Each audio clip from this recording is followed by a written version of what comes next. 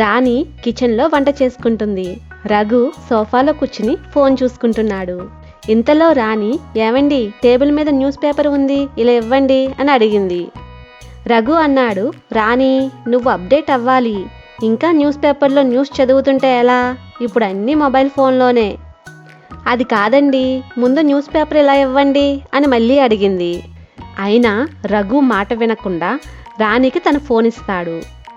రాణి, ఈయన చెప్పినా వినరు కదా అని, సరే ఇవ్వండి అని ఫోన్ తీసుకుని, మొన్నటి నుంచి తప్పించుకుంటున్నావు, ఇప్పుడు ఎలా తప్పించుకుంటావో చూస్తానని ఫోన్ తీసుకుని బొద్దింకను చంపేసింది. రఘు ఇదేం చేస్తుందో ఏంటో అని చూస్తూ ఉండగానే ఇంతలో బొద్దింక చచ్చింది, ఫోను విరిగిపోయింది. అయ్యో దేవుడా, నా ఫోను అని రఘు తల పట్టుకున్నాడు. అలా నా ఫోన్ విరక్కొట్టావేంటే అని అడిగాడు.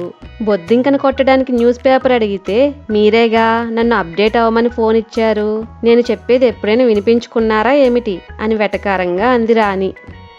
అందుకే అంటారు, పెళ్ళం చెప్తే వినాలి అని.